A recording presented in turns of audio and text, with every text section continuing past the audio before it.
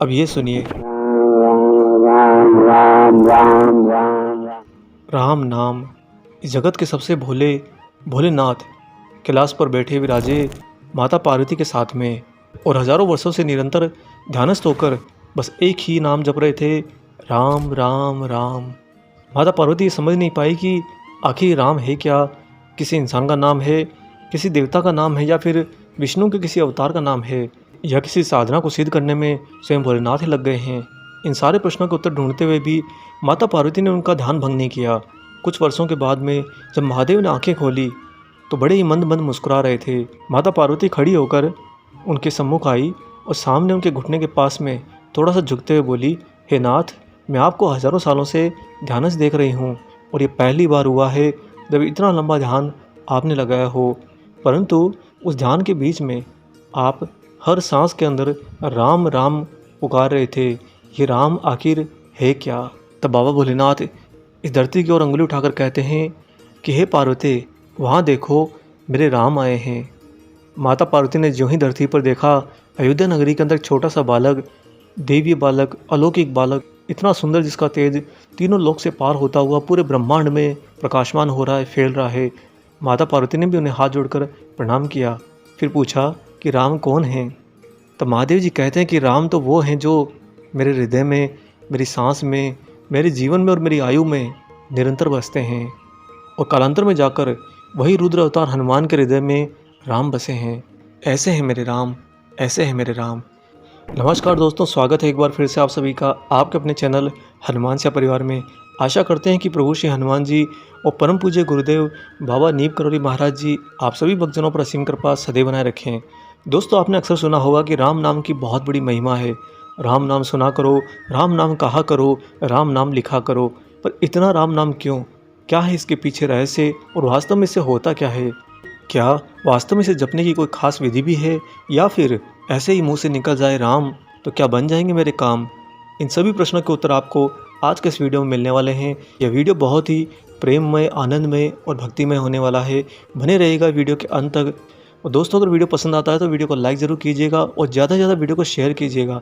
सब तक राम नाम की महिमा आप लोग भी पहुँचाएँ। परम पूज्य गुरुदेव बाबा नीम करौली महाराज जी, जब उन्होंने दिव्य साधना करके अपने ही अद्वैत स्वरूप हनुमान को जागृत कर लिया और हनुमानमय हो गए, या फिर यूँ कहिए कि हनुमान के अवतरण हो गए, तब से महाराज जी की हर सांस के अंदर राम बसते हैं। बाबा सोएं जागें, उठें बैठें, उनकी दृष्टि एकाग्र होकर अपने राम पर टिकी रहती है। महाराज जी संत के लिए कहते हैं कि अगर संत की दृष्टि उसके ईश्वर से एक पल के लिए भी हट जाए, मात्र एक पल के लिए, अगर एक पल के लिए भी हट जाए, तो उसका जन्म जन्म से प्राप्त किया हुआ संतत्व नष्ट हो जाता है, खत्म हो जाता है। अगर एक संत के साथ में भी ऐसा हो सकता है, तो महाराज जी जो कि हनुमान अवतार हैं, वह तो प्रभु श्री राम पर पूर्ण रूप से एकाग्र हैं।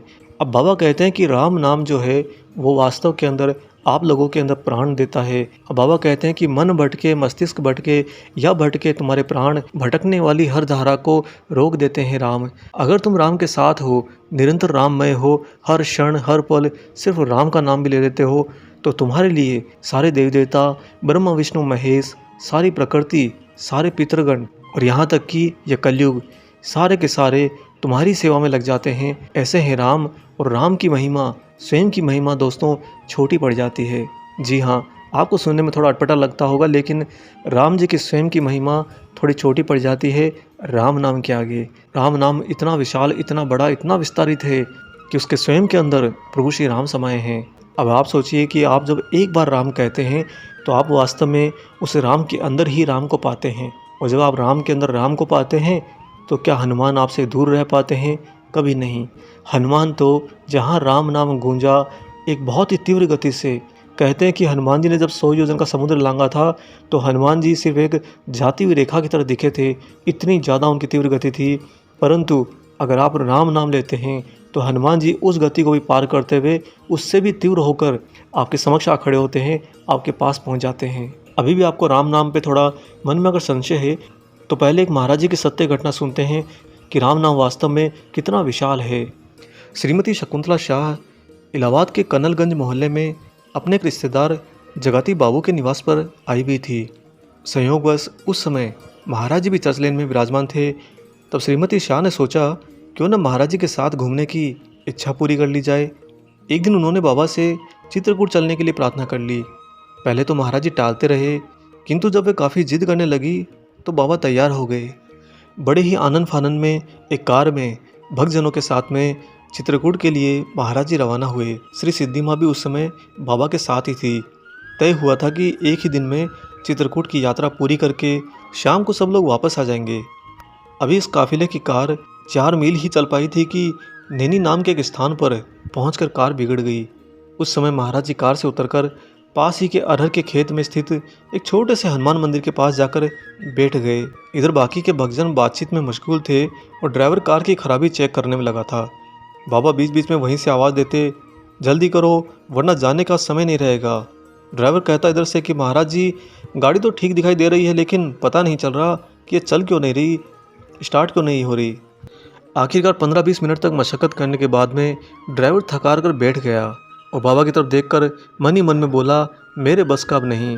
क्योंकि वास्तव में दोस्तों से कार में कोई गड़बड़ी मिली ही नहीं थी। और दूसरी तरफ जब ये महाराज जी का काफिला चचलेन से चला ही था कि बाबा के वहाँ से निकलने के बाद बिल्कुल पीछे से सुधीर मुखर्जी, जिन्हें बाबा दादा कहते थे, अचानक से उनकी तबीयत खराब हो गई।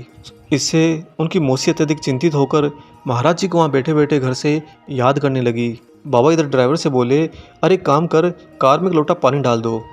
ड्राइवर को काटो तो खून नहीं, क्या बोले, पर महाराज जी का आदेश था।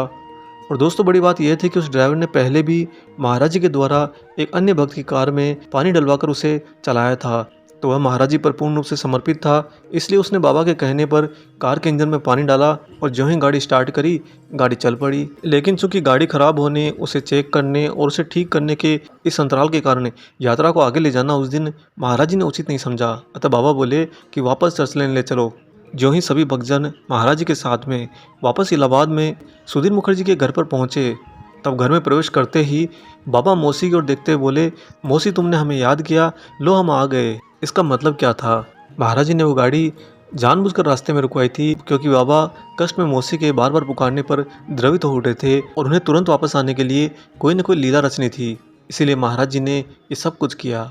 अन्य भक्तों को भी ये बात भली भांति उस समय समझ आ चुकी थी। खैर सभी ने उस दिन वहीं पर विश्राम किया और दूसरे दिन ये यात्रा फिर से आरंभ हुई। इस बार कार से नहीं बल्कि बस के द्वारा महाराज जी अपने भक्तजनों के साथ में चित्रकूट के लिए रवाना हुए। एक ही दिन में लोग चित्रकूट, हनुमान धारा, अनसुईया, स्फटिक शिला आदि नामक स्थानों के दर्शन करके इलाहाबाद चले आए। जब वे वापस लौट रहे थे तब कामतानाथ नामक जगह पर बाबा ने सभी लोगों को रामकुल वृक्षों के दर्शन करने के लिए भेजा। इन वृक्षों की शाखाओं और पत्तों पर राम नाम अंकित देखकर लोग चकित रह गए। वास्तव में दोस्तों जब सारे भक्तों ने एक साथ रामकुल वृक्षों को देखा था तो उन्होंने पाया कि हर एक वृक्ष की शाखा पर, हर एक वृक्ष के हर एक पत्ते पर राम नाम अंकित है। जब इन सभी भक्तों ने लौटकर बड़े ही उल्लास के साथ में महाराज जी को यह बात बताई कि बाबा हमें बहुत ही अलौकिक तरीके से राम नाम के दर्शन हुए हैं, तो महाराज जी ने चुटकी लेते हुए कहा, हम इस बात को नहीं मानते, हम इस बात को तब सच मानेंगे जब रमेश कहेगा। आपको यहाँ पर बता दें कि श्री रमेश जी श्री सिद्धि माँ के सुपुत्र हैं और उनका यह आचरण रहा है कि वह किसी भी बात पर आंख मूंद कर विश्वास नहीं करते जब तक कि अपनी आंखों से ना देख लें। ये बात महाराज जी भली भांति जानते थे। इसलिए जब बाबा जी ने रमेश जी का नाम लिया तो रमेश जी स्वयं उन वृक्षों को देखने के लिए चले गए। वहाँ जाकर रमेश जी ने देखा कि अरे वास्तव में यहाँ तो पेड़ के तने पर और अनेक पत्तों पर राम नाम लिखा है। उन्हें लगा कि कहीं ये दृष्टि भ्रम तो नहीं है, अतः उन्होंने पेड़ की छाल को खींचकर उखाड़ लिया। वह देखकर बहुत ही अचंभित रह गए कि छाल के भीतर भी वृक्ष के तने पर, जी हाँ दोस्तों, उस छाल के भीतर भी वृक्ष के तने पर राम नाम ही अंकित था। रमेश जी दौड़े दौड़े बाबा के चरणों में आकर लौट गए और बोले कि महाराज जी मुझे राम जी के दर्शन हुए हैं। तब महाराज जी बाहर आसमान की ओर देखते हुए, पहाड़ों की ओर देखते हुए कहते हैं कि इन पहाड़ों पर उन पेड़ों को देखो, इन्हें कौन सींचता है, इनकी देखभाल कौन करता है। यही विश्वास दिलाने वाली बातें हैं कि राम जी सब लोगों के बीच में विद्वान हैं और यही चीज़ें हैं जो तुम देख कर आए हो, जिन्हें ईश्वर के बारे में जानने के लिए प्रत्यक्ष देखा जा सकता है। यानी कि तुम्हें अगर ईश्वर पर भी संशय हो तो राम नाम काफ़ी है तुम्हें ईश्वर का बोध कराने के लिए। दोस्तों इसी राम नाम के सहारे न जाने कितने महर्षि, कितने ऋषि मुनि सब तर गए, न जाने कितने विद्वान, कितने विदुषी सब तर गए और न जाने कितने अबोध और मानसिक रोग से विकसित भी इस जगत को तर गए। राम नाम सबको प्यारा, एक ही राम नाम है सबसे न्यारा। अब आपके मन में यह भी ख्याल आ सकता है कि क्या हम एक बार राम नाम बोलें तो उससे भी प्रभाव होता है, या फिर हम कई राम नाम बोलेंगे तब जाकर हमारा काम होगा। दोस्तों, काम होने के लिए राम नाम नहीं है, राम नाम से ही काम होते हैं। दोस्तों, इस बात को भली भांति अपने मस्तिष्क और अपने जहन में बिठा लीजिए कि काम करने के लिए राम नाम नहीं है, अपितु राम नाम से ही सारे काम हैं। जब आप इस बात को भली भांति समझ जाएंगे तो आपको ये ज्ञात हो जाएगा कि राम नाम एक बार लो, अनेक बार लो, चाहे जितना लो, सारे राम नाम के अंदर वही एक राम बसे हैं। और जहाँ पर भी राम बसे हैं वहाँ पर हनुमान रचे हैं। राम के बिना हनुमान की रचना तो हो ही नहीं सकती। और दोस्तों, जब आप राम का नाम लेते हैं तो राम नाम में एक ऐसी ध्वनि का स्पंदन होता है जो ध्वनि आपके द्वारा इस ब्रह्मांड को बड़ी ही तीव्रता के साथ में, यानी कि हनुमान जी की गति से भी ज़्यादा गति के साथ में आपके द्वारा भेजी जाती है। इसीलिए तो आपने देखा होगा कि प्राचीन काल में हमारे देश में अभिवादन का जो तरीका था वह हाथ जोड़कर राम राम कहने का था। हर मनुष्य जब भी राम बोलता है तब उसके हृदय से प्रभु श्री राम का स्पंदन इस पूरे ब्रह्मांड को मिलता है। बस हृदय में राम बसे हों और हृदय साफ और स्वच्छ हो, बस इतना ही काफ़ी है आपके जीवन के सारे कर्मों को तारने के लिए। दोस्तों, दोनों का समागम यानी कि राम नाम और हृदय का साफ होना, ये समागम अगर आपने हृदय में धारण कर लिया है तो फिर आपके जीवन के अंदर कोई भी काम कभी रुक ही नहीं सकता, कोई भी मुसीबत या संकट आपके नज़दीक आ ही नहीं सकता। यहाँ तक कि आपको किसी अन्य देवी देवता को पुकारने की भी आवश्यकता नहीं, उन्हें क्यों कष्ट देना जब राम ही सबके कष्ट हरते हों। ऐसे हैं मेरे राम, ऐसे हैं तुम्हारे राम, और ऐसे हैं हम सब के राम। उम्मीद करते हैं कि आज का ये राम नाम भरा खास विशेषांक, जिसमें प्रभु श्री राम जी के राम नाम की महिमा का हमने थोड़ा सा बखान करने का प्रयत्न किया है, उम्मीद करते हैं आपको ज़रूर पसंद आया हो। वीडियो अगर अच्छा लगा है तो जाने से पहले इसे लाइक और शेयर ज़रूर कर दीजिएगा, और अगर आप चैनल पर नए हैं तो चैनल को सब्सक्राइब भी कर लीजिए। मिलेंगे बहुत जल्दी ही एक और ऐसे अलौकिक अंक के साथ। तब तक अपना और अपने माता पिता का संपूर्ण ख्याल रखिए, और परम प्रभु श्री राम जी का निरंतर गुणगान करते हुए बाबा हनुमान और बाबा नीम करौरी महाराज जी की निस्वार्थ होकर सेवा करते रहिए। जय सिया राम।